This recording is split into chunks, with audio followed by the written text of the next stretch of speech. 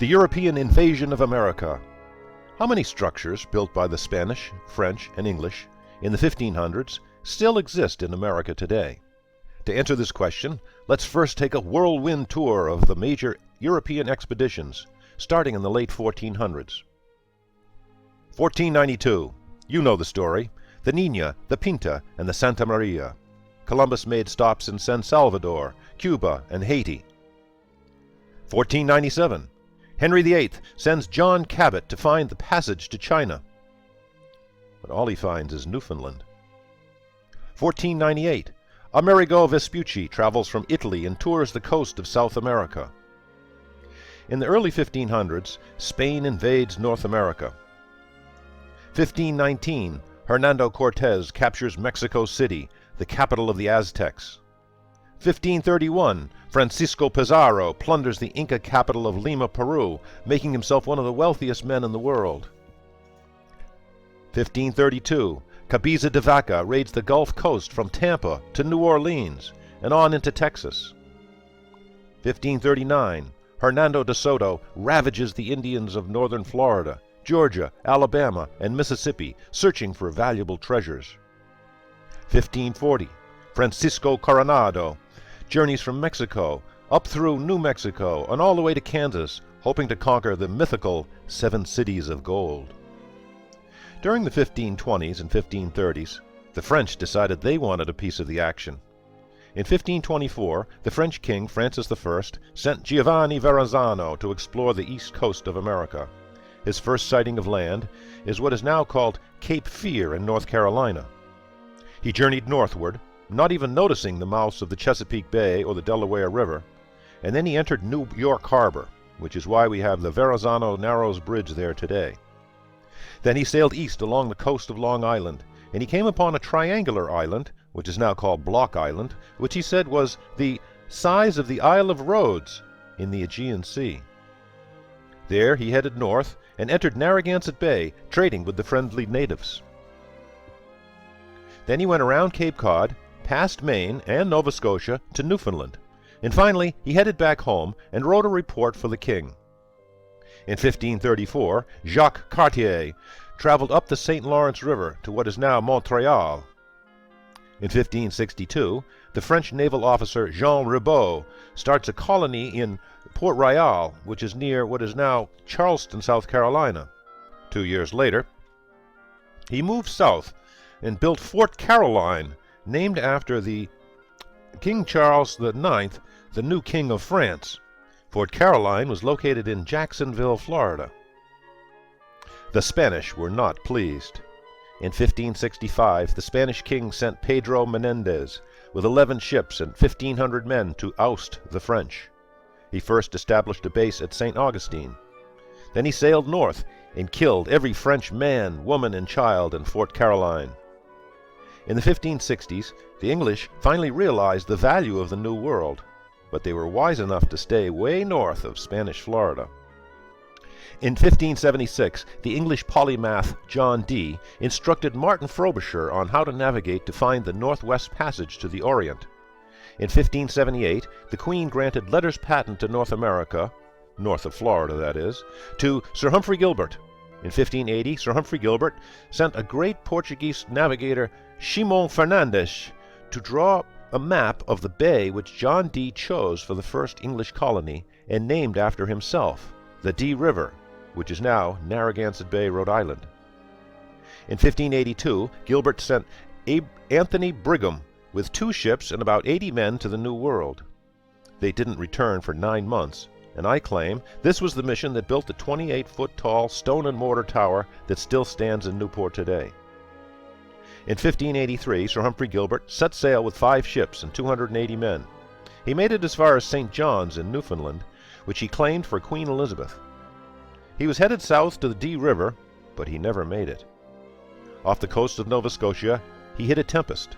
His supply ship ran aground on a sandbar and was crushed to pieces. Gilbert decided to head home for more men and supplies, but off the coast of the Azores, he hit another tempest. The waves were so high, one swallowed up his boat, and he drowned.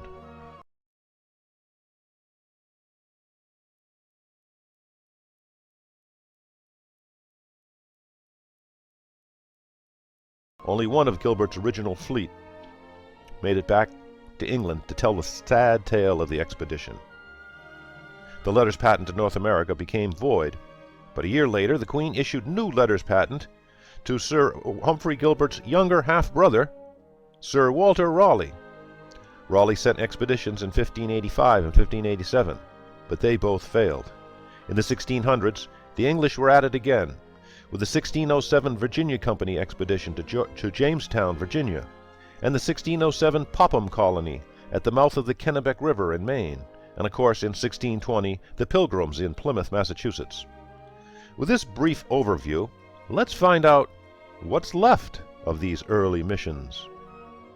At the Timucuan National Park in Jacksonville, Florida, about 300,000 visitors annually learn all about Jean Ribault and how he erected a stone column on the banks of the harbor, with the coat of arms of France carved upon it. A stone pillar still marks the spot, but it's not the original. It's only a replica. For the most part, they made friends with the local Timucuan Indians. They've even built a replica of the hut at the National Park Service. No trace of the original Fort Caroline has ever been found. They're not even sure of its exact location.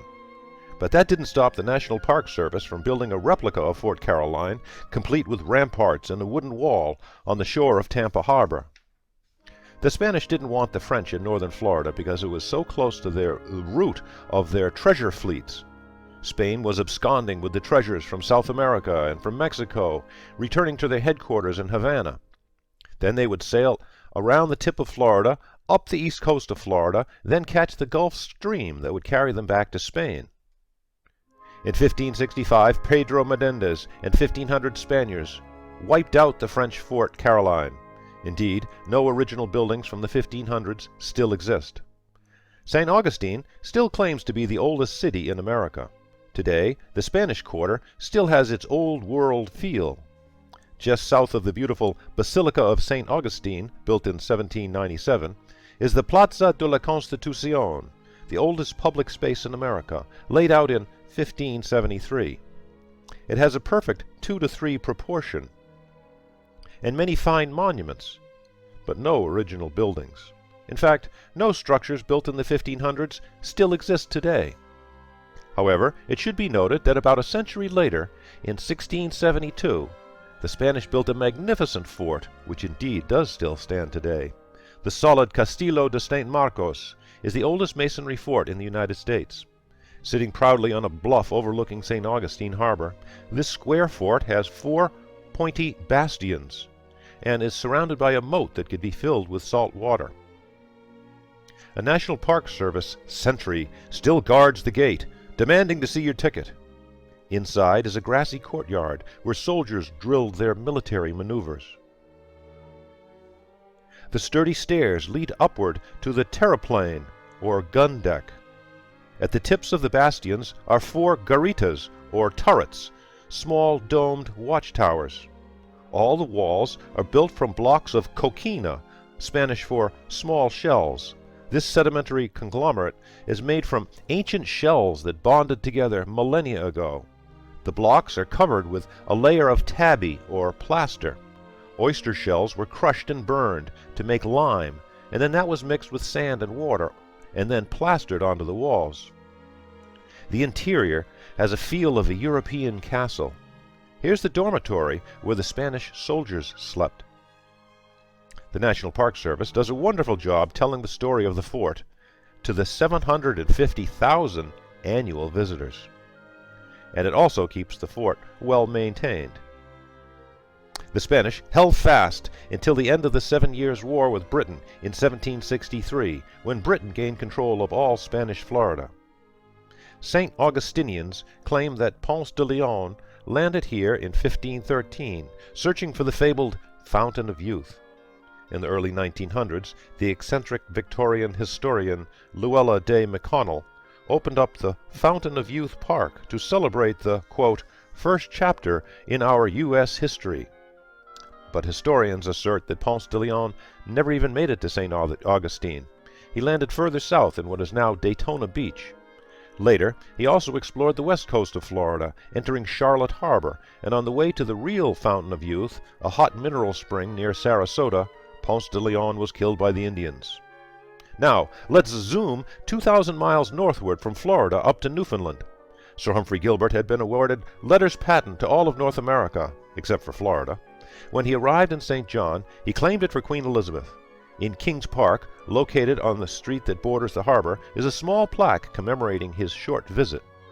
Close to this commanding and historic spot, Sir Humphrey Gilbert landed on the 5th day of August, 1583, and, in taking possession of this new-found land in the name of the sovereign Queen Elizabeth, thereby founded Britain's overseas empire. As Canada is still a member of the British Commonwealth of Nations, Gilbert is still quite famous, even though he only stayed in St. John's a mere 2 weeks. The Dee River was to be his final destination. Sir Humphrey Gilbert's image graces the city's official crest, along with that of explorer John Cabot, who had visited 86 years earlier in 1497. Right next to Kings Park, where Gilbert landed, is a tall brick building. It's the 8-story Sir Humphrey Gilbert Building, the government's headquarters for the province of Newfoundland. You can drive up Gilbert Street, go to the movies at the Empire Theaters, grab lunch at Pizza Empire. You can explore both sides of the beautiful harbor, but you won't find any buildings that remain from Sir Humphrey Gilbert's time. And of course, he drowned a month after he left St. John's. But a year before Sir Humphrey Gilbert left in 1583, he had sent a preliminary expedition under the leadership of Anthony Brigham to reconnoiter the site for a permanent colony. I claim that Brigham and his 80 men came to Narragansett Bay, then called the Dee River, and built the 28-foot-tall stone-and-mortar tower that still stands in Toro Park today. A 1582 letter to the King of Spain, written by the Spanish ambassador to London, Bernardino de Mendoza, writes about this 1582 expedition. He also tells the king that he has warned the British authorities that, open quote, that those lands belong to your majesty, that you had garrisons and fortresses there, and that they would immediately have their throats cut, as happened to the French, who went with Juan Ribaut. The English authorities knew all about the massacre of the French in Jacksonville, but ignored the ambassador's threats. After Sir Humphrey Gilbert drowned in 1583, the Queen granted letters patent to North America, except for Florida, to Gilbert's half-brother Sir Walter Raleigh. Raleigh actually did not sail himself, but he sent 2 expeditions, one in 1585 and the other in 1587, to colonize Roanoke Island in the Outer Banks of North Carolina. They had hoped to get supplies in 1588 to this new colony, but that was the year the Spanish Armada attacked Great Britain. When a supply ship finally arrived in 1590, the colony had vanished, perhaps killed by disease, Indians, or the vengeful Spanish. All that remained of the lost colony was the word Croatoan, carved into a post on the fort, and the syllable crow carved into a nearby tree.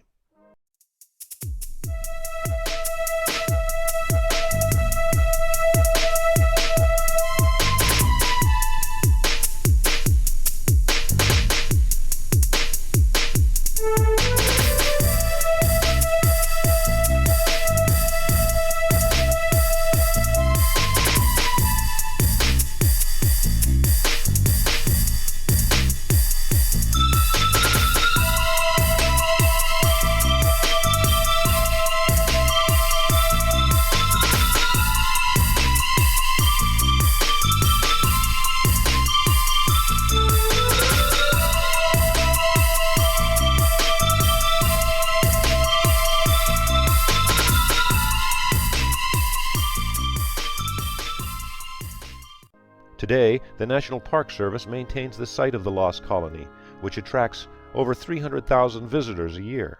But the ranger at the visitor center will tell you that the mounds that seem to delineate the ramparts of the fort were actually built as replicas in the 1930s, and they do not date back to 1580s. Archaeologists are still trying to determine the real site of the fort. Downtown in the village, near the corner of Queen Elizabeth Street and Sir Walter Raleigh Street, is the Roanoke Island Festival Park, a living history museum with a 250-seat theater, a museum store, and an art gallery. Tourists can climb aboard a replica of the 16th century galleon, tour the settlement site in an Indian town, and visit the extensive museum. Nearby, the Elizabethan gardens have a centuries-old feel, but they were built in the 1950s. Guarding the walkways is a giant statue of Queen Elizabeth I herself, holding a bouquet and a Tudor rose. Nearby is an 1,800-seat outdoor amphitheater showing a dramatic play called The Lost Colony, which features the Queen, Raleigh, the colonists, and the Indians. It has been seen by over 4 million people since it first started in 1937. But alas, even the tree with the syllable crow inscribed on it is made from painted plaster, and no structures built in the 1500s still exist. In 1603, Queen Elizabeth I died, and King James I inherited the throne. 4 years later, the Virginia Company of London sent 105 colonists in 3 ships to settle Jamestown. Virginia is named after the Virgin Queen Elizabeth, and Jamestown is named after King James. Since 1994, archaeologists have been digging, and they've discovered thousands of artifacts that help them identify the different buildings in the colony. Yet none of those original buildings are still standing. The perimeter of the fort has a new wooden palisade, and the barracks are being reconstructed. A large monument celebrates the first permanent colony of the English people, and the birthplace of Virginia and of the United States. The National Park Service has a large visitor center to accommodate the throngs of tourists in the summer months. A circular theater tells the dramatic story of John Smith, Pocahontas, and Powhatan Indians. You can buy colonial clothes in the gift shop, or see actual artifacts close up in the Archaearium.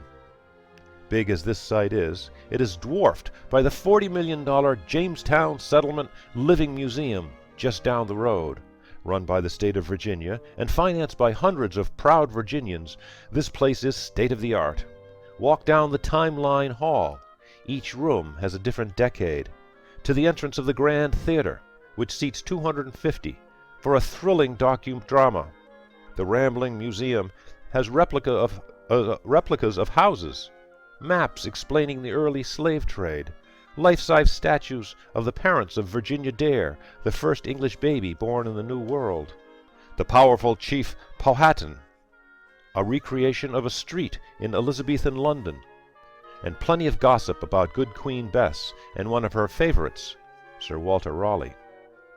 Walk inside the ship, study the old maps, or buy a souvenir, but don't be late for a meeting at the Mosaic Map for a guided tour of the grounds.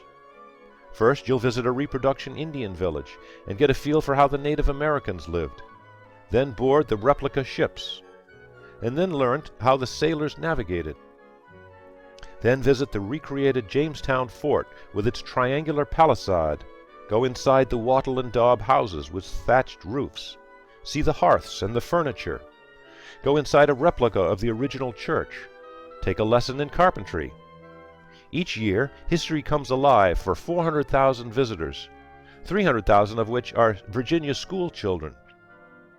Admission sales amounted to over $3.5 million last year, and over 1.6 million visited their History is Fun Jamestown Settlement website.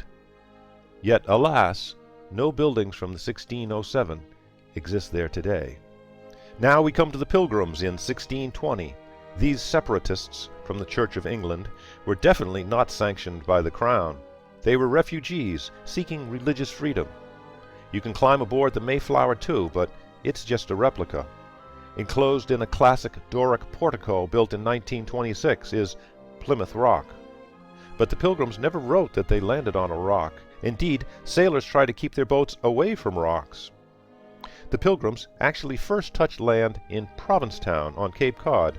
However, the rock endures as a national treasure.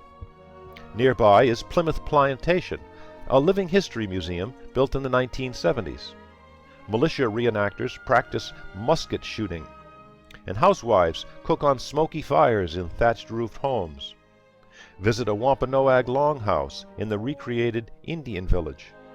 Over 350,000 people visit Plymouth plantations each year, and a third of them are students. Yet in Plymouth, no structures built in 1620s still exist. There were several other noteworthy expeditions that even preceded the Pilgrims. In 1602, Bartholomew Gosnold and his crew established a small post on one of the Elizabethan islands just west of Cape Cod called Cuttyhunk. It is said that he was looking for Gilbert's Dee River, Narragansett Bay, but he never found it, and his anxious crew refused to winter over in this chilly land. Yet no artifacts from the outpost have ever been found. Indeed, historians still aren't sure whether Gosnold settled on this island in western Cuttyhunk, where a commemorative tower was erected in 1902, or on this island in Cuttyhunk Harbor. Gosnold was later a leader of the Jamestown colony, and he died in Virginia. Another short-lived colony was at Fort St. George at the mouth of the Kennebec River in mid-coast Maine. It only lasted 1 year. One of the leaders was Sir Humphrey Gilbert's son, Raleigh Gilbert. In the 1990s, archaeologists discovered the site of the Popham colony and have determined the location of over a dozen buildings, and they have unearthed many revealing artifacts. But in Cuttyhunk and in Popham colony, no structures from the 1600s still exist. It should be mentioned that in Spanish San Juan, Puerto Rico, there are 4 buildings still standing that were built in the 1500s. The Cathedral of San Juan Bautista, the San Jose Church, La Fortaleza, which is still the governor's residence, and the Castillo de San Felipe de Moro, which means King Philip's fortress on the promontory, shown here, were built of stone and have thus endured the centuries. In 1983, San Juan National Historic Site became a World Heritage Site. But in the continental U.S., no original structures remain from all of these early colonizing efforts, except one. The 1583 Elizabethan colonization attempt at the Dee River or Narragansett Bay.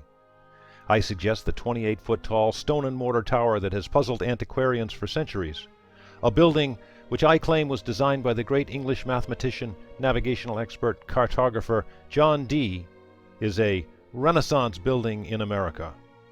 The only structure in the continental U.S. built by the Spanish, French, or English during the 1500s that still stands today.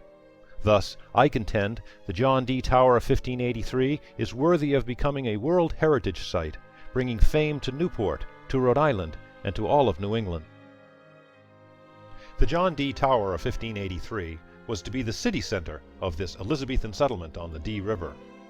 It was to have been a kind of Statue of Liberty, a symbolic greeter for the thousands of Elizabethans who were expected to flood into this, the first colony of the British Empire.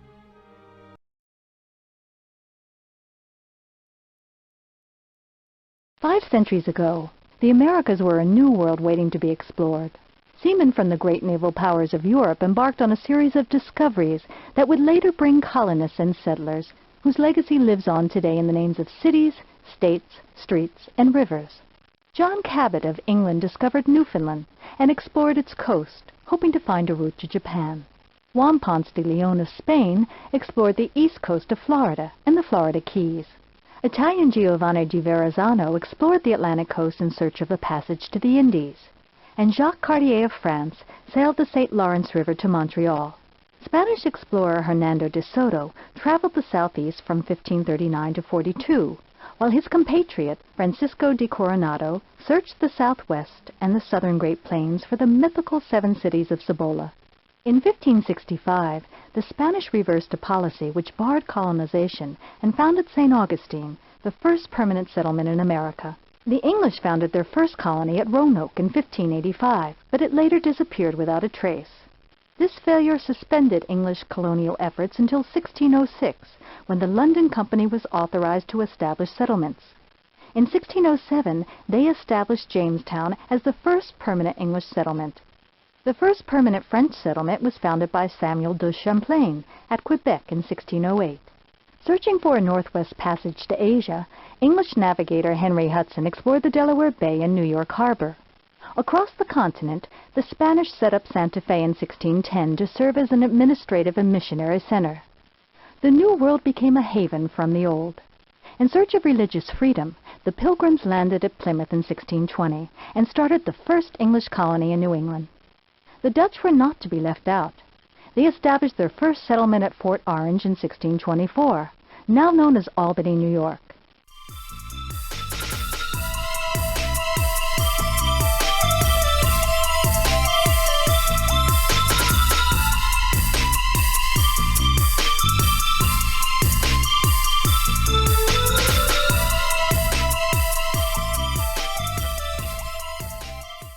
And they also made the most famous acquisition of all, purchasing Manhattan Island to found New Amsterdam. Sweden also joined in, starting the first Swedish colony at Fort Christina, now Wilmington, Delaware.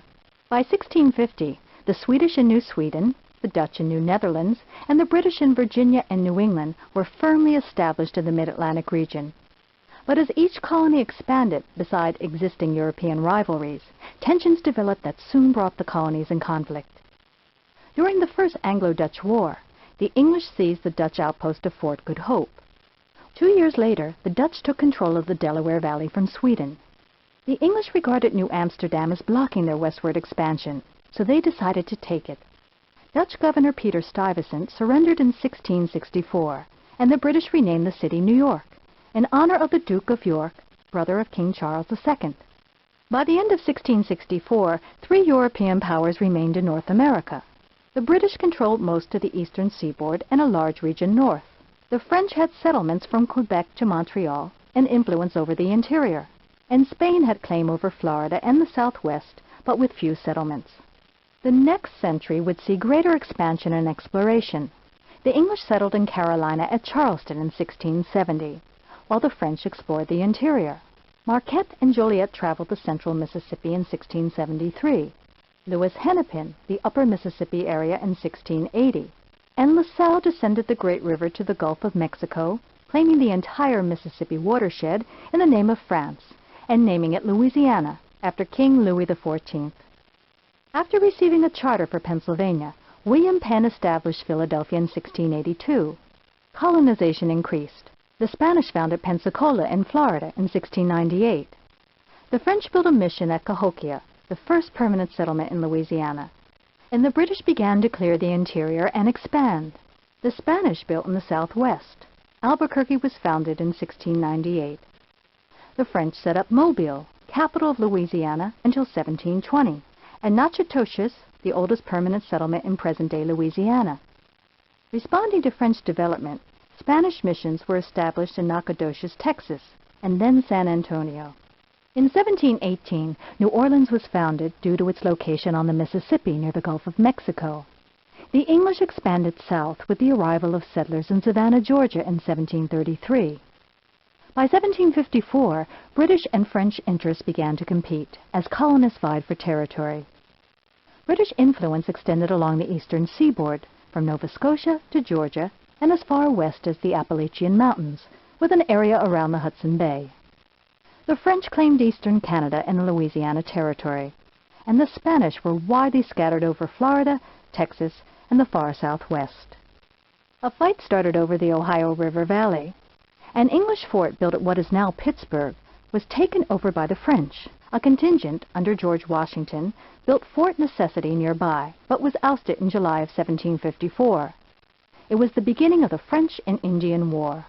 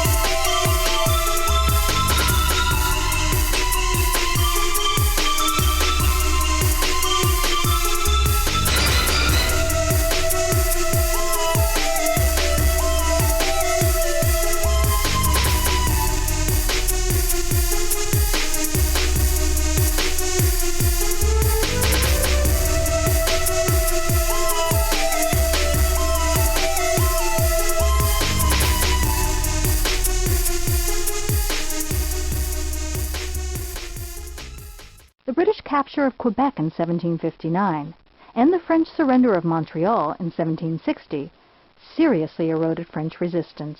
Concerned that a British victory would upset the balance of power, Spain joined the war against Britain in 1762. But Spain did not tilt the balance. Britain prevailed, and the Treaty of Paris of 1763, which ended the war, was much in its favor. Britain gained all of North America, east of the Mississippi River, including Canada and Florida. To compensate Spain for the loss of Florida, France ceded all its territory west of the Mississippi. The Indians had been a force in the war, especially with their raids on the frontier. To placate the Indians, the British Parliament passed the Proclamation of 1763, which forbid colonial advancement west of the Appalachian Divide. Resented by colonists eager to move west, this decree was the first of many acts to lead to the American Revolution.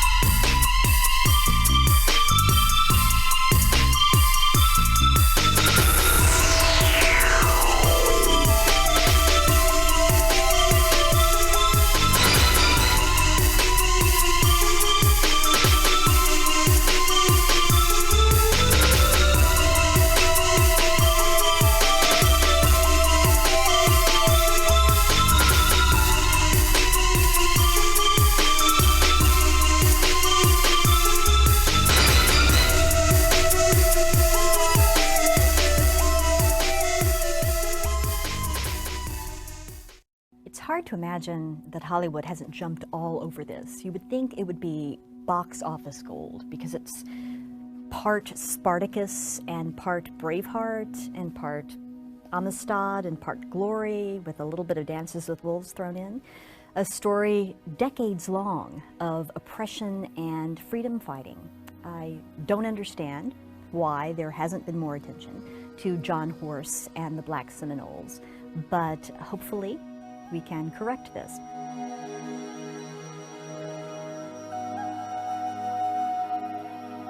John Horse and the Black Seminoles deserve to be remembered for a number of reasons. They created the largest haven in the U.S. South for runaway slaves. They led the largest slave revolt in U.S. history. They secured the only emancipation of rebellious slaves prior to the U.S. Civil War, and they formed the largest mass exodus of slaves across the United States, moving from the Florida Everglades through Indian Territory, what would become Oklahoma, eventually locating in Mexico, where they secured title to their own land. It's a remarkable story. It's overlooked not just by filmmakers, it's not well known in popular culture, and in fact it's been overlooked by historians of slavery, if you can believe it. In the early 18th century, two groups in particular fled the colonial South into Spanish Florida, into the Everglades. One of these groups were Seminoles, who were migrating from the various colonies, just trying to avoid white encroachment, basically, trying to move someplace that white colonists weren't. And the other group was runaway slaves, people who were fleeing and trying to create a free life for themselves.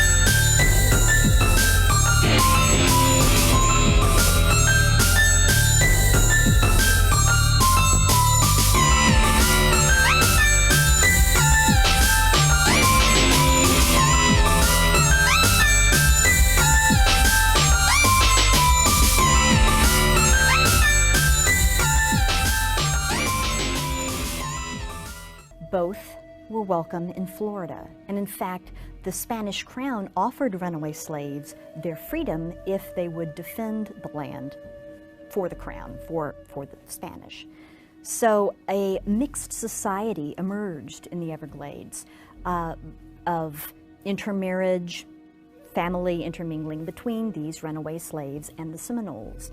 And in fact, the first legally sanctioned black free town in the North American continent was in the Spanish Florida Everglades. After the American Revolution, people living in the southern states didn't really like living that close to a large armed population of former slaves, particularly when they were in league with the local Native American nation, the large armed group of free Seminoles. And they knew that their own slaves felt free to run away and be harbored by this group. They knew that they were welcomed.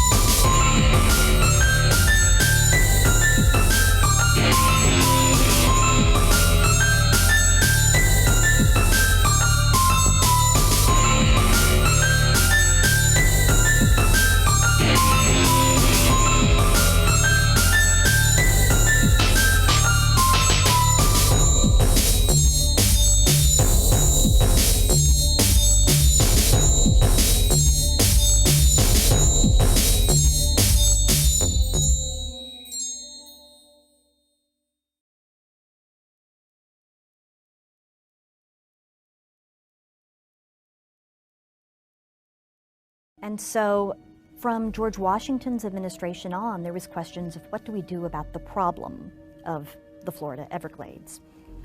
In 1818, this was James Monroe's administration, General Andrew Jackson actually moved into Florida, invaded it, not authorized to do so. He was actually pursuing justice against those who'd attacked Fort Scott in Georgia, but he did it anyway. He went into Florida and claimed it for the United States. When he seized the peninsula, he took the opportunity to execute some of the people who opposed him and also to clean out some of the areas of former slaves and Seminoles because he felt that this would make it better for annexation. The United States then soon actually bought Florida from the Spanish. When Jackson became president, he decided to make sure that the black Seminole communities were moved out by force.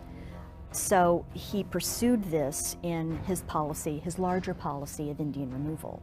This led to the Second Seminole War, which was 1835 to 1842, and became the largest and costliest of the so-called Indian Wars.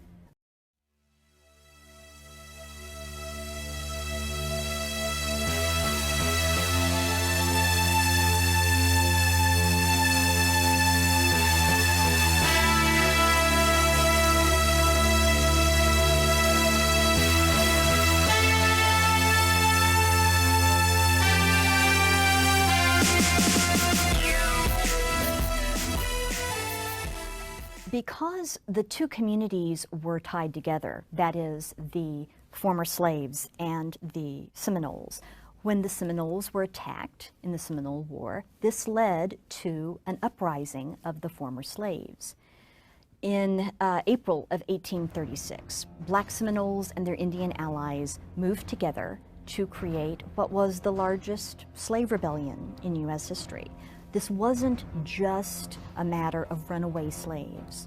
More than 385 plantation slaves ran away from their masters and joined the Black Seminoles, essentially in laying waste to the Florida sugar mills, which were some of the most valuable plantations in the whole continent. One Seminole leader at the time was the leader Osceola, who is justly remembered by history. Another leader who rose up at this time was John Horse, who was ethnically a Black Seminole, and who would ultimately lead his people on a long and trying exodus for their freedom. In 1838, John Horse and the Black Seminoles agreed to stop fighting the U.S. government in exchange for moving to what was then considered to be Indian Territory, which is now today the state of Oklahoma, and for legal recognition of their freedom. So despite the fact many of them were runaway slaves, they would have the opportunity to start over again as free individuals. Once they moved from the Everglades to Indian Territory, however, they found that their freedom was under attack, both by whites and by other Native Americans. In 1848, a decade after they had made the agreement with the U.S. government, the U.S. Attorney General announced that the government never had the authority, the power to recognize their freedom. And in fact, they were still, those who had been slaves, still enslaved. This was like opening season on them, basically declaring that they were there for the picking. And so they did the only thing they could do. They fled once again. Without security in Indian Territory, Horse and his Seminole ally Coacuchi promptly went to Mexico, where slavery was already illegal and had been for a couple of decades. There, Horse became famous as a general in the Mexican army, and his people found a way to make a life. Once they relocated to Mexico, things changed. When slave catchers from the Republic of Texas went over the border to try to find the runaway slaves, now free men, they met resistance not only from the Black Seminoles, but also from the Mexicans and the Mexican army itself. Eventually, the Black Seminoles, led by Horse, gained legally recognized Mexican land, nacimiento. Why isn't this recognized today? Well, for one thing, historians tend to be historians of Native American history or historians of slavery, but there's not many that move among these subjects, and it's a bit confusing because you have both the issue of runaway slaves and the issue of Native Americans kind of blended together, so it seems to fall through the cracks. Tradition is that Nat Turner's rebellion is the big turning point in the history of slavery and slave revolt, but that happened before the rebellion of the Black Seminoles, so it doesn't really fit the traditional trajectory. And perhaps most importantly, it really represents a blemish on U.S. history, not only because of the poor treatment of Native America as represented by the Seminole War, not only the poor treatment of African Americans through the device of slavery, but also because this group really did manage to negotiate a separate peace with the U.S. government, and 10 years later the government turned their backs on them. So it's, in multiple ways, a difficult story for people of the United States to tell. But it's worth remembering that a community of freedom fighters trekked from Florida to Oklahoma to Mexico and found, ultimately, peace and freedom and prosperity in lives that they could direct as their own. I recommend highly the website johnhorse.com for more information.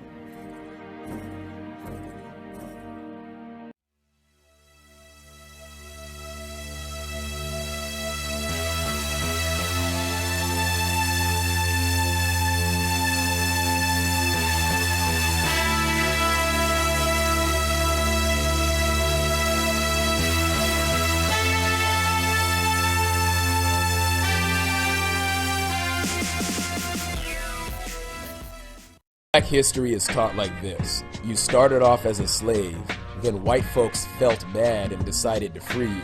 Then civil rights legislation made you equal. And finally you achieved victory with Obama's election. The end. Of course, that is ridiculous. That is the white supremacist version of black history. The end result of this miseducation is that black children are separated from their own people's legacy and historical achievements. Everybody in the world has the right to draw inspiration from their own people's legacy. And this right is robbed from black children because their history is actively hidden, distorted, and replaced with make-believe. For this video, we will carefully cover the facts on how black people became liberated from American chattel slavery. The miseducational system has taught us 3 gigantic myths about the freeing of the slaves. The first myth is that there was only some slave rebellions here and there, but not any kind of large-scale military resistance to slavery initiated and carried out by black men. The second myth is that any slaves who wanted freedom basically fled north to be granted freedom. The third myth is that the Civil War was the primary event that ended chattel slavery. The reality is that there was a series of battles, revolts, and rebellions that lasted from 1739 to 1858. This was the Gullah Wars. That is more than 100 years of warfare totally hidden from the American history books. A lot of this history was disguised as the Seminole Wars. First of all, the Seminoles were not a real Native American tribe. They were Native Americans allied with and often led by black Africans.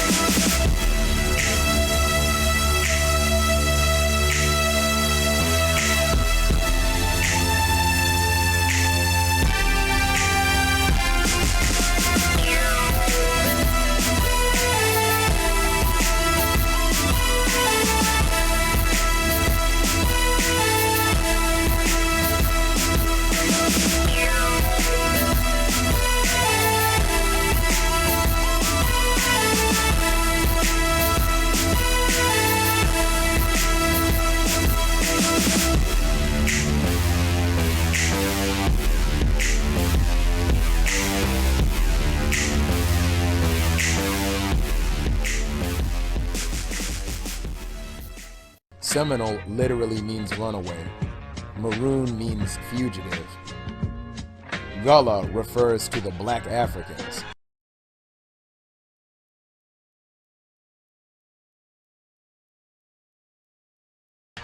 The Emancipation Proclamation was a staged event, and it was designed to stop and historically hide the self-liberation process of Africans in America.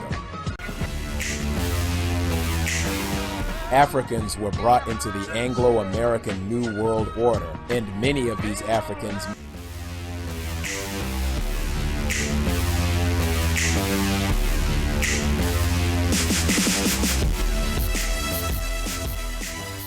maintained the goal to kill, crush, and destroy white supremacy. 1739, the Gullah War begins. Carolina was about to pass the Security Act, which would require whites to be armed more often to prevent a slave uprising. So the slaves decided that this was the time to strike.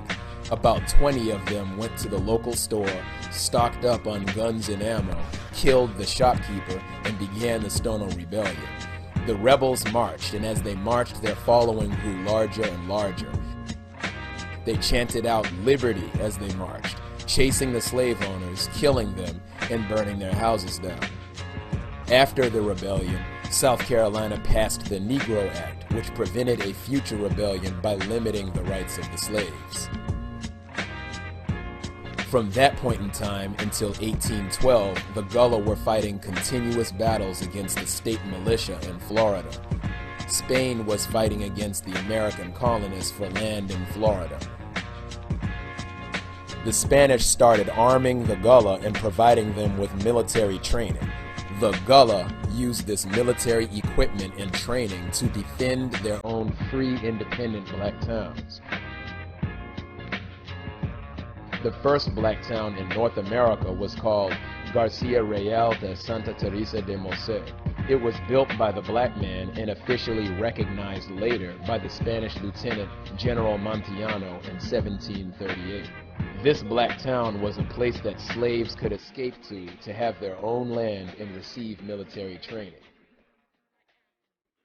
1814. Andrew Jackson defeated the Native American Creek Confederation. He imposed on them the Treaty of Fort Jackson, which basically stole their land.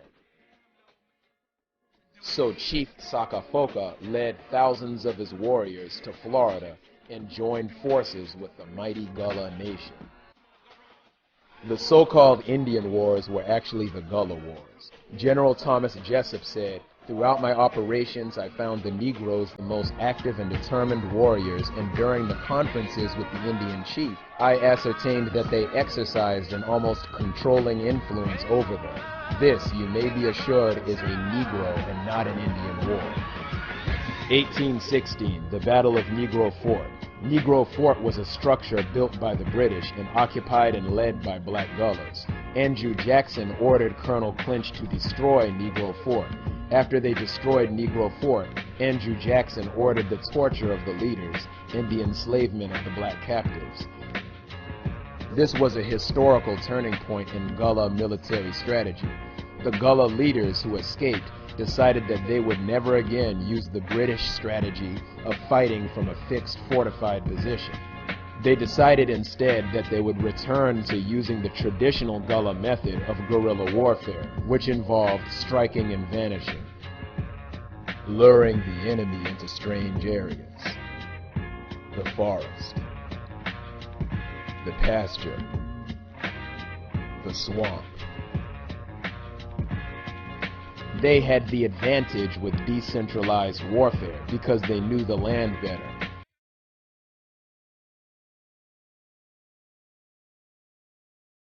As more and more slaves fled south for freedom, thousands of U.S. soldiers died at the hands of the superior Gullah warriors.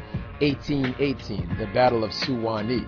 A stretch of towns along the Suwanee River was occupied by a series of self-sufficient Native American and Gullah colonies. Once again, General Andrew Jackson came to terrorize and invade them. The Gullah and the Native American warriors, allied in the swamps, inflicted heavy damage on the invading army. Andrew Jackson was defeated by the Gullahs, however he fraudulently claimed the battle as a victory. After the Gullah warriors and their allies disappeared into the swamps, Andrew Jackson exacted revenge against them by slaughtering a nearby settlement of their women and children. The killing of women and children was the only victory Andrew Jackson achieved in the Battle of Suwanee.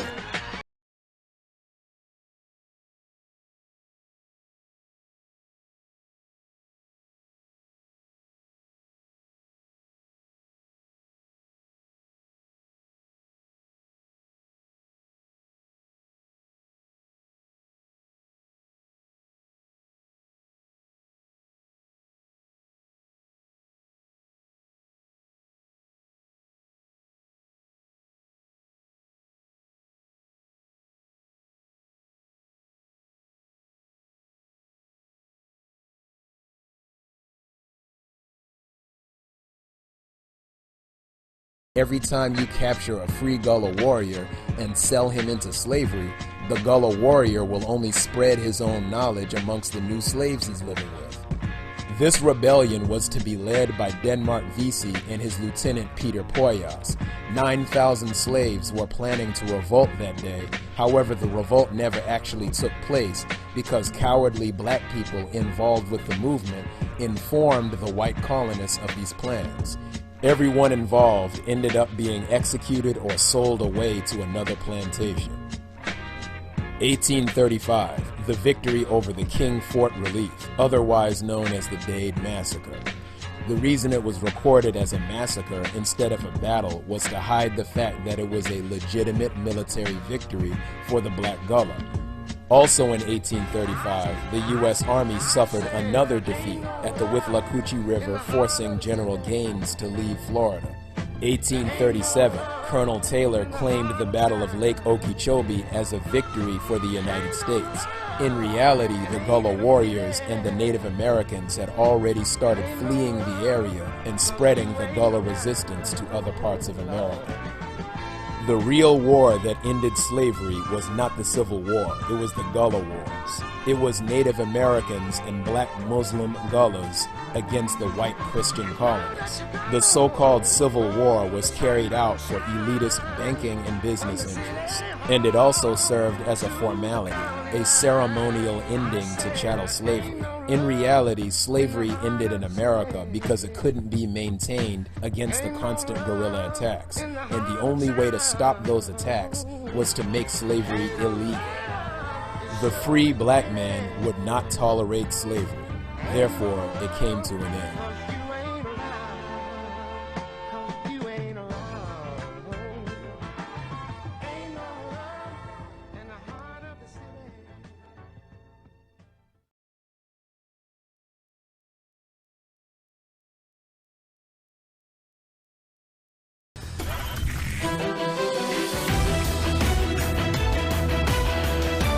Virtually none of Thanksgiving has an ounce of accuracy, notes the bestseller Lies My Teacher Told Me. The idea of Europe bringing civilization to the Americas simply flips truth on its head.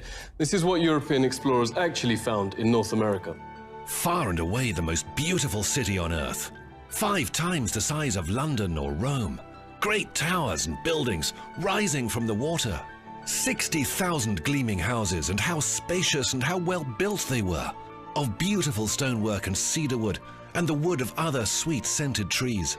The many streets and boulevards of the city were so neat and well swept, despite the multitude of inhabitants, crisscrossed with a complex network of canals, like an enormous Venice, but also remarkable floating gardens that reminded of nowhere else on earth. While Europe was drinking water from its polluted city rivers, huge aqueducts transported America's water from fresh springs. But what impressed most were the special merchant areas where timber and tiles and other building materials were bought and sold, as well as greengrocer streets where one could buy every sort of vegetable, fruits, honeys, nut paste and chocolates. Astonished by the personal cleanliness and hygiene of the colorfully dressed populace, and by their extravagant use of soaps, deodorants and breath sweeteners. Most Europeans never bathed and kept clothes on at all times. The Pilgrim's Notes biographer Zini Feiner had a terrible smell. Indians tried, quote, without success to teach them to bathe. The settlers also had bad breath from rotting teeth.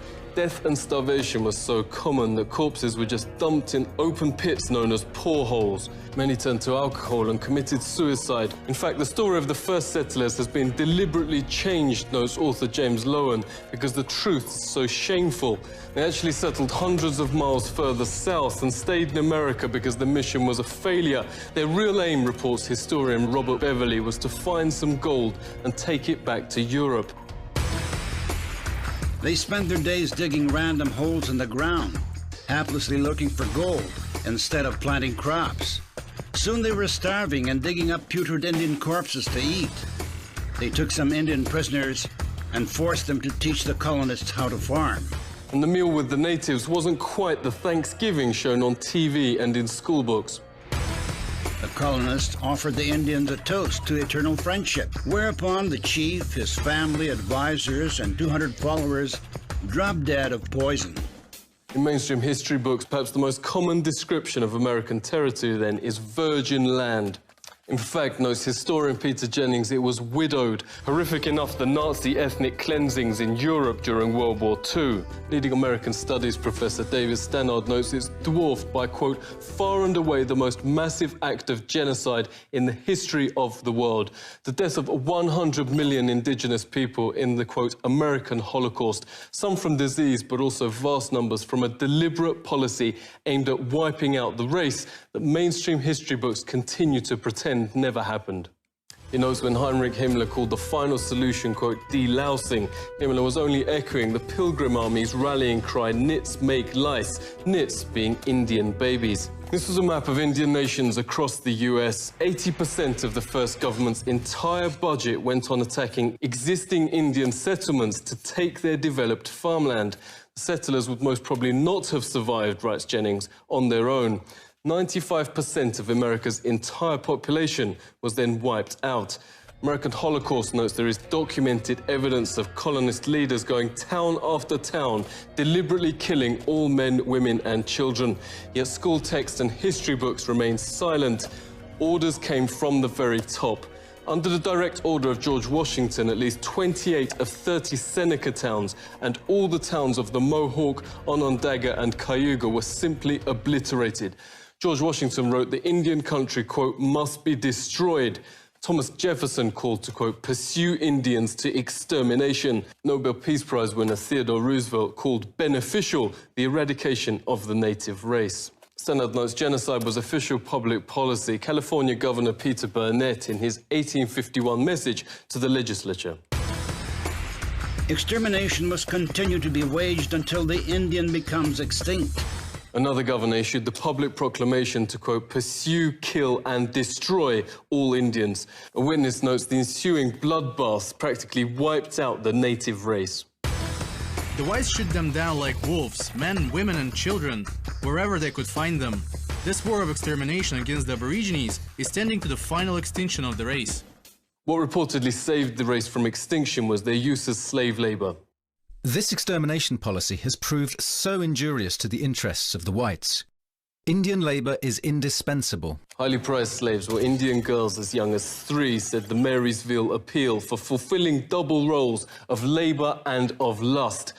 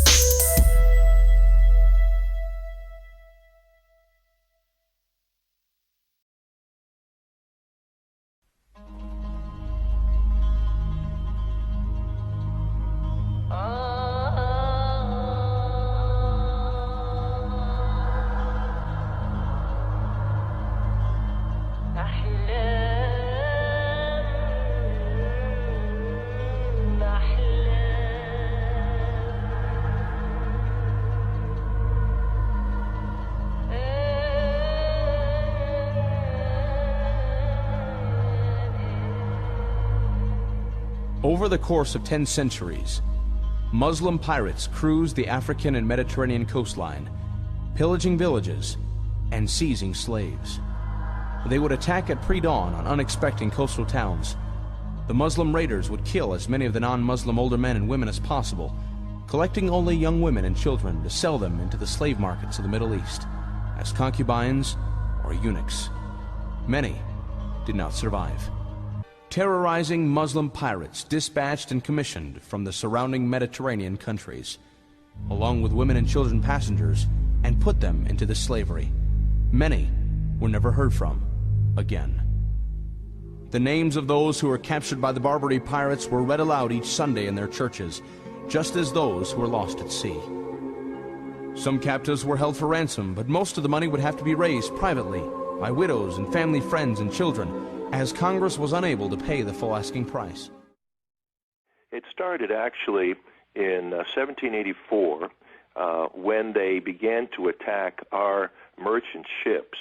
That was the lifeline of our fledgling country. Import-export was something that we really needed. And they started to attack our ships and to capture our people and our goods and actually enslave our people. It has been estimated by several sources that at the end of the conflict, over 30 years later, that they had kidnapped 1.25 million people and enslaved them, some of them trying to actually sell them back to us for a ransom. But it's just an amazing thing in our history that we have forgotten that we fought a group of nations, Algiers, Tunis, Morocco, and Tripoli, around the Mediterranean, that were capturing our ships. We had no navy because, of course, our navy had been the Navy of Great Britain, and so we were separated from them, and these merchant ships were defenseless because the only type of cannon that they really had to speak of was normally used just to send a warning signal in the fog stating that they were there. And up to that time, international law had stipulated among nations that there was something called international waters, and within so many miles of any coastal area that ship had safe passage. Well, Muslim terrorists back in those days, these extremists that were called the Corsairs or pirates, began to attack in force in 1784. Actually, before that, they were beginning to attack our merchant ships, even while we were beginning to draw to an end the War for Independence. We gave 3 men the charge to go over and try to talk with some of these Muslim nations. They were very interesting men. One of the ambassadors to the Muslim nations surrounding the Mediterranean Sea was Thomas Jefferson. Another one was Benjamin Franklin. The third was John Adams, even before George Washington became the first president under the new Constitution. And so they went over and they basically found out that these people did not want to be reasoned with, that they only understood force, and that they had no intentions of giving up people that they had captured and enslaved at that time. Well, George Washington became the President of the United States, and the war began in earnest. And it wasn't until Thomas Jefferson became our 3rd president that he realized we were paying over 20% of our gross national product as tribute money or extortion money to these Muslim nations. And he said, look, not one more penny for tribute, but millions for defense. And he took that same money that we were paying to these nations that were attacking us through their Barbary pirates, and he invested it into our Navy and Marine Corps and sent them over and started taking care of business. Just an amazing thing that we don't even know. Many of us don't even know that there was such a thing as the Tripoli War or the Barbary War, and the Marines remember it because they sang in their Marine hymn, from the halls of Montezuma to the shores of Tripoli, and the Tripoli War is also another name for the Barbary Powers War. The Barbary coast starts on the sort of top left of Africa, so the Atlantic coast of Morocco. It stretches through into the Straits of Gibraltar and then along that North African coast through all the kind of places which are in the news at the moment, Algiers, Tunis, and the city kingdom of Tripoli, which is modern-day Libya. That 2,000-mile stretch of North African coastline, that's the Barbary coast. In the 17th century, that area is under the nominal control of the Ottoman Empire. That means it's part of the Dar al-Islam. It's part of the lands of Islam. And it was always thought by Christians and Muslims that this area was on the front line. This is where the sort of little wars were fought out between Christendom and Islam. And it's no coincidence, I don't think, that a lot of the guys I've been writing about in the 16th, 17th century, they referred to themselves as mujahideen. They were warriors for God. They talked about being on jihad. They were on sea jihad to push back the encroaching infidel. They were pushing back Christendom. They're operating out of ports along this whole Barbary coast and preying on what kind of shipping in the Mediterranean? They're preying on any kind of Christian shipping they can find. So it's mainly merchant shipping, and most of it is engaged in the Levant trade. That is a hugely lucrative trade between Smyrna, in fact, Constantinople, Istanbul. Ironically, we're engaged in trade. The West is in trade with the Ottoman Empire. And a lot of English, French, Dutch, Spanish ships are moving along the Mediterranean to trade with the Greek islands, to trade with Aleppo in Syria, to trade, as I say, with Smyrna and Constantinople. And they're ripe for the picking. They're not treasure ships. They're not like the great Spanish treasure fleets. But then again, the pirates that I've been writing about aren't just after treasure. Sure, they want treasure when they can find it, but they'll take anything. They'll take the ship.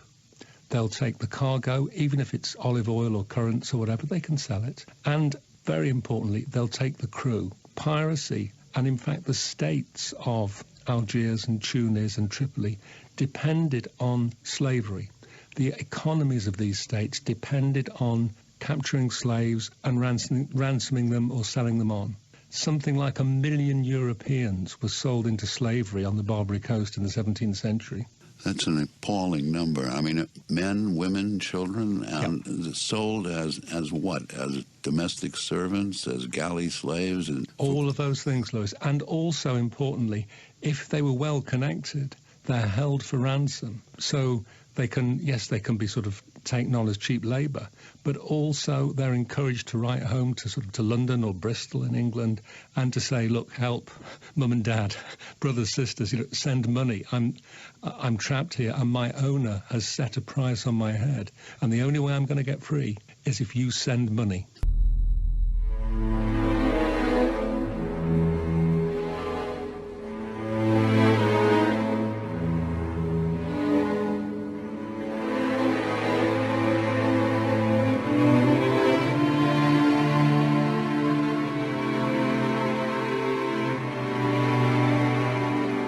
Hak Olufs kigger længselsfuldt ud over havet. Han drømmer om at sejle ud, besøge fjerne lande, blive kaptajn ligesom sin far. Han er 12 år, og snart skal han begynde som skibsdreng på sin fars og onkels båd. Året er 1720. Hak Olufs drømme udspiller sig på den lille, dengang danske ø Amrum, langt ude i Vadehavet. Han aner ikke, at hans udlængsel og drømme om de fjerne lande snart skal gå i opfyldelse. Hak Olufs familie var en søfartsfamilie. Hans far var kaptajn og redder, og det kan man se, altså hele hans omgivelse levede af søfart.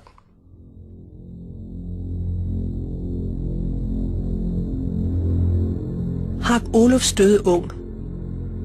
Han blev 46 år. Hans gravsten på kirkegården i den lille by Nebel på øen er helt speciel. Den fortæller brudstykker af den meget mærkelige skæbne Hak får. Das ist die Hoffnung, und auf dieser Hoffnung ist Hak Olufs dann gesegelt mit 12 Jahren und dann eben auch mit 16 Jahren aufgebracht worden, gekapert worden, dieses Schiff im Ärmelkanal, und ist dann verschleppt worden nach Algier, Afrika. Die Osmanen hatten ja das Mittelmeer besetzt.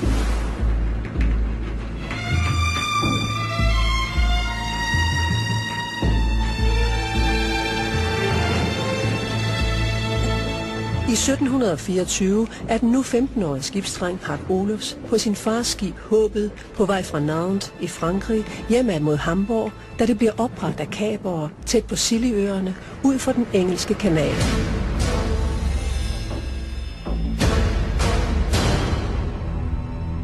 Besætningen bliver taget og ført som fanger til Algier.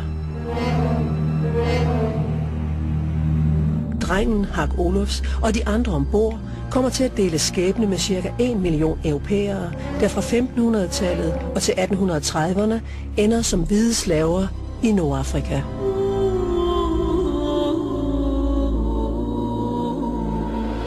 Hak Olofs liv som slave i Nordafrika er exceptionel, først og fremmest fordi han overlever, men i særdeleshed fordi den lille skibsdreng fra Vadehavsøen ikke bliver en helt almindelig slave. Jeg blev solgt på torvet i Algier by for 1000 cartouches. Det svarer til 500 daler. Dagen efter blev jeg solgt videre til en anden med 100 cartouches profit. Hos den nye ejer var jeg i 14 dage. Jeg arbejdede i haven, hvor jeg samlede morbærblade til min ejers silkeorme. Og så bar jeg vand ind og holdt hans hus ryddeligt.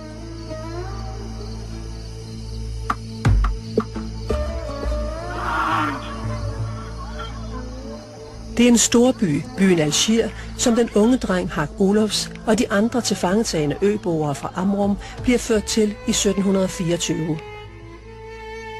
Altså hele byen lever stort set af kaperiet. Altså ikke kun med at tage andre skibe, men også at leverage langs kysterne. Altså man overfalder landsbyer i Italien eller Spanien, og det bringer rigtig penge. Men så kom der en slaveopkøber fra bagen i Konstantin til Algier by. Da han en dag så mig, fik han lyst til mig. Og min ejer overlod mig ham så for 900 daler.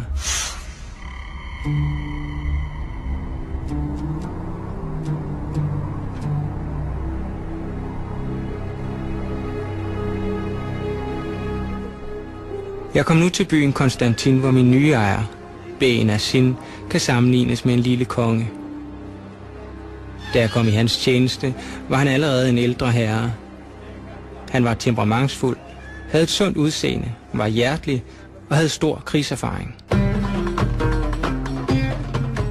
Ben havde 2 fruer, som blev opvartet af 40 tjenere, mænd og kvinder. Iblandt dem var der 4 kastrater, der arbejdede som fruernes kammertjenere. Ben selv blev opvartet af 30-40 lakajer, hvoraf halvdelen var renegater. Jeg blev en af hans lakajer. Den største trussel kom fra Marokko, Algeriet, Tunis og Tripoli, det nuværende Libyen. Det var de såkaldte barbareskstater, hvor muslimske pirater eller kapere med støtte fra deres stater opbragte europæiske handelsskibe. At der næsten var 1 million europæere, fordelt over 300 år, der blev slaver i Nordafrika, er en overset og glemt historie. Mange døde i fangenskabet som galejslaver eller byslaver. Kun få vendte hjem igen som Hak Olofs, og det er fra dem, vi har beretninger om fangenskabet og om den islamiske kultur.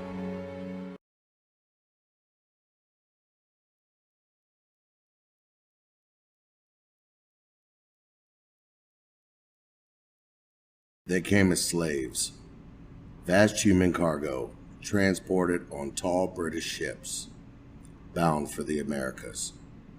They were shipped by the hundreds of thousands and included men, women, and even the youngest of children. Whenever they rebelled or even disobeyed an order, they were punished in the harshest of ways.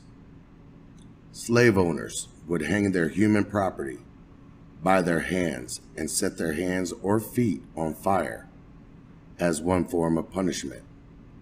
They were burned alive and had their heads placed on pikes in the marketplaces as warnings to other captives.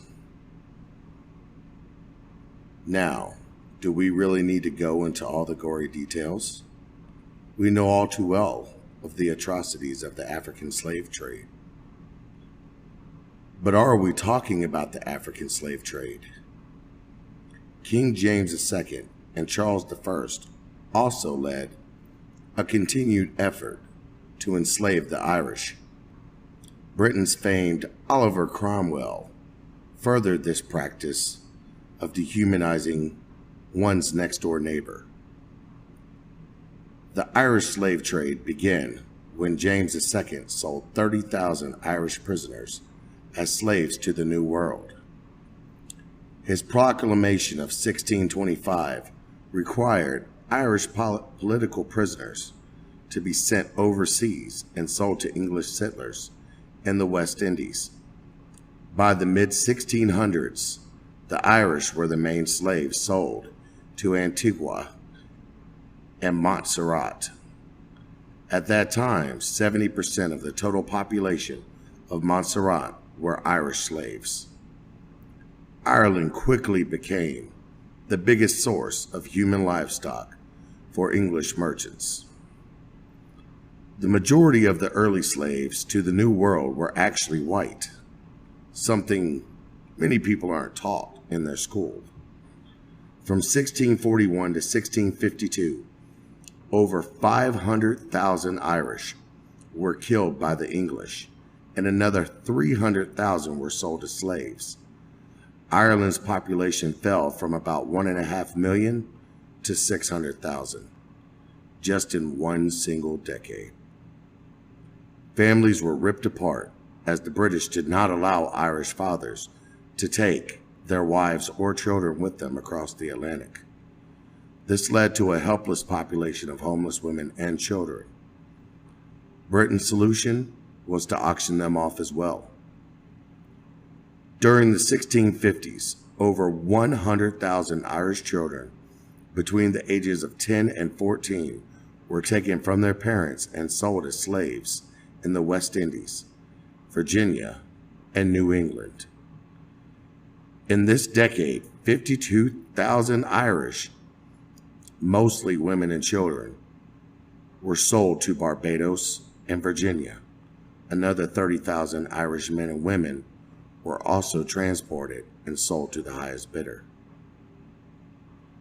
In 1656, Cromwell ordered that 2,000 Irish children be taken to Jamaica and sold as slaves to English settlers. Many people today will avoid calling the Irish slaves what they truly were, slaves. They'll come up with terms like indentured servants. This is to describe what occurred to the Irish. However, in most cases, from the 17th and 18th centuries, Irish slaves were nothing more than human cattle. As an example, the African slave trade was just beginning during the same period. It is well recorded that African slaves, not tainted with the stain of the hated Catholic theology and more expensive to purchase, were often treated far better than their Irish counterparts. African slaves were very expensive during the late 1600s, as they were 50 sterling. Irish slaves came cheap, no more than 5 sterling. If a planter whipped or branded or beat an Irish slave to death, it was never a crime. A death was nothing more than a monetary setback, but far cheaper than killing a more expensive African. The English masters quickly began breeding the Irish women for both their own personal pleasure and for greater profit. Children of slaves were themselves also slaves, which increased the size of the master's free workforce. Even if an Irish woman somehow obtained her freedom, her kids would remain slaves of her master. This means Irish moms, even with this newfound emancipation, would seldom abandon their kids and would remain in servitude. In time, the English thought of a better way to use these women, in many cases girls as young as 12, to increase their market shares. The settlers began to breed Irish women and girls with African men to produce slaves with a distinct complexion. These new mulatto slaves brought a higher price than Irish livestock, and likewise enabled the settlers to save money rather than purchase new African slaves. This practice of interbreeding Irish females with African men went on for several decades and was so widespread that in 1681 legislation was passed forbidding the practice of mating Irish slave women to African slave men for the purposes of producing slaves for sale. In short, it was only stopped because it interfered with the profits of large slave transport companies. England continued to ship tens of thousands of Irish slaves for more than a century. Records state that after 1798, the Irish Rebellion, thousands of Irish slaves were sold to both America and Australia.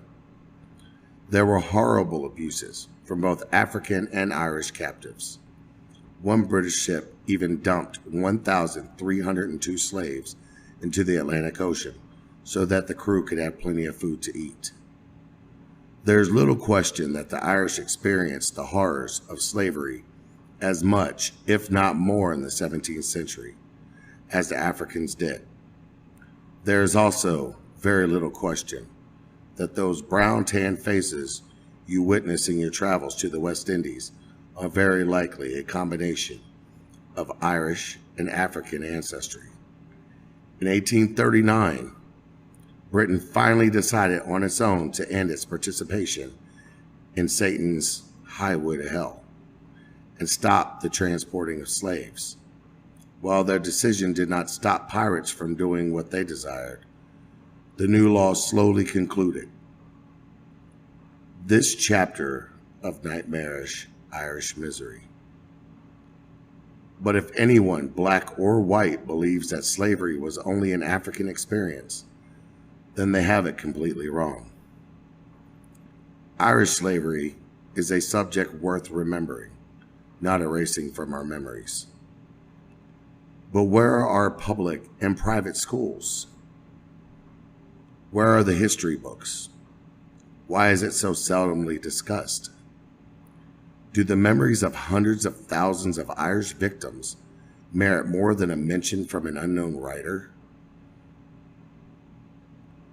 Or is their story to be one that their English pirates intended, to, unlike the African book, have the Irish story utterly and completely disappeared as if it never existed? None of the Irish victims ever made it back to their homeland to describe their ordeal. These are the lost slaves, the ones that time and biased history books conveniently forgot. If you want to know more about this subject, I honestly say that you should really check it out, as I found everything that I read today from Google. It was very easy to search. I just typed in white slavery and started reading. And there's so much on this subject, but yet so little is taught in schools about it. It makes me wonder if really there is some kind of cover-up. From or by who, I don't know, but it's just another story of untold history. And it certainly is hidden.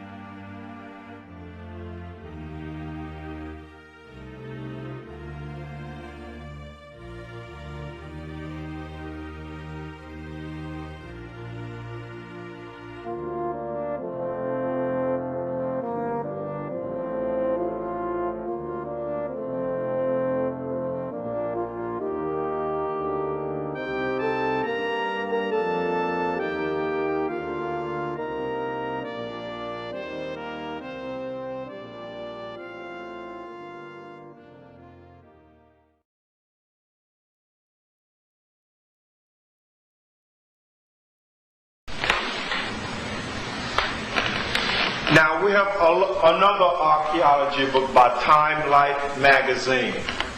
In front of this particular archaeology book, we have a man by the name, a picture of a man by the name of Adolf Hitler, where the media, the scholars portray him as a madman. But Adolf Hitler was not a madman. He knew what he was talking about. Most of his speech were in German. He knew exactly what he was talking about.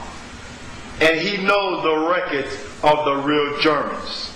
The original Germans, which means genuine Jews, noble people. He knew that they were black. He knew. Now, this is the front cover of the archaeological record put together by Time Life Books. So you can see the title of this particular book called The Nazis, World War II. Let me turn it right. Here it is. The Nazis. The Nazis, World War II. As you can see, here's the picture again of Adolf Hitler. Now what we will do, as the camera's still rolling, is go in front of the page.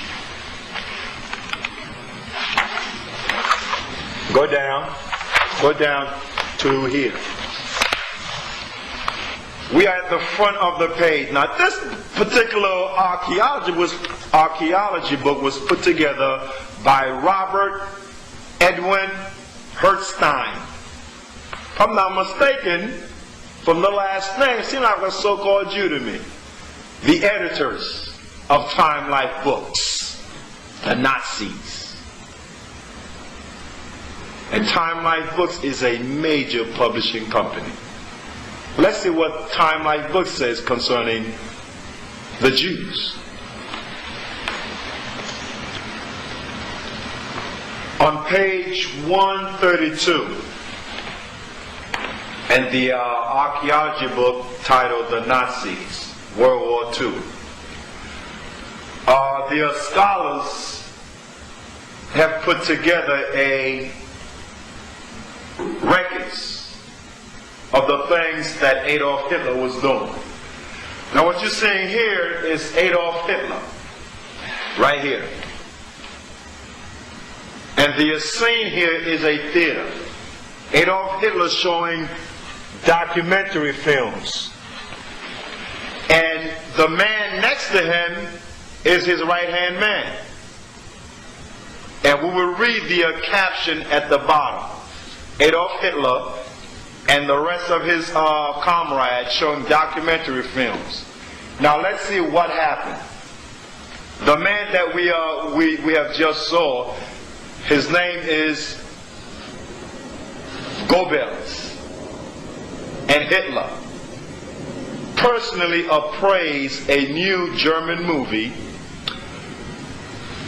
when the Fuhrer complained that films exposing the Nazi line were too scarce. Goebbels rushed a pair of anti-Semitic pictures into the production. Let's go down. In one segment of the Nazi instructional film, right, the genetic heritage of the Jews is purportedly traced to the Oriental. Why would he say something like that? Because the original Chinese Orientals were black Hebrew Israelites. We have records on that, and we will share that with our brothers and sisters later on. And the taping. Negro. That covers the Negroes throughout North, Central, and South America. Near Asian. Code, all these words are code for Israelites. Keep going. Hermetic people. Now, we're not Hermetic, we are Shemitic. The blacks over here in America, throughout North, Central, and South America, are Shemitic. We're not Hermetic. We did not descend from Ham. We are descended of Shem. Go on. Yes, the film concludes, the Jews today is a bastard. Should we stop? So did Adolf Hitler know who the real Jews were? Yes, he did. He was showing documentary films, showing the original ethnicity, genealogy of the real Jews, that they're black. And the ones that were following us, he called them bastards. The so-called white people that were following a black religion. Did they call that what? Judaism? Yes, Judaism is a black religion. Adolf Hitler knew who they were, and he was teaching that in Germany. The real Jews are the Schwarzers. The real Jews are the blacks. That's what the word Schwarzer means. Now, not only did he say in writing that, go back to that again, that the real Jews are black, genetic heritage of the Jews is traced to the Negroes. Oriental, code word for black, for Hebrew Israelites. New Agent, Hebrew Israelite. Now, they go off when they say Hermetic people. We are not Hermetic. We're Shemitic. So how can you be anti-Shemitic if you yourselves are Shemitic? I don't understand. The Negroes in America are Shemitic. They're the real Jews from the tribe of Judah. Now let's look at the pictures that Adolf Hitler put together. German word for Oriental. Orientalen. I'm not fluent in Germany, but I'm pretty sure I'm close. A black Jew. Go back. Here it is. Black Jews. Those are the things Adolf Hitler was showing. But when you get to here, right here, scroll down, hey, he is all over the world. Eastern Parkway, Broadway, Fifth Avenue, the diamond industry. What did Adolf Hitler call him? Look at it. That is the German word for bastards, brothers and sisters. That is the German word for bastard. Did Adolf Hitler that the real Jews are black? Yes. And that the ones that were calling themselves Jews are what? Imposters. And there is a passage in the records of the real Jews, which is called the Bible, where God says in Zechariah chapter 9, verses 6, and a bastard shall dwell in Ashdod, and I will cut off the pride of the Philistines. Did Adolf Hitler know that? Yes. Who are the bastards today? The ones that are not Israelites, the so-called Jews. It's in the records. We're not making this up. What record book are we looking at? The Nazis, by Time Life Books. Who put this together? The scholars among the serpent. The scholars among the dragon.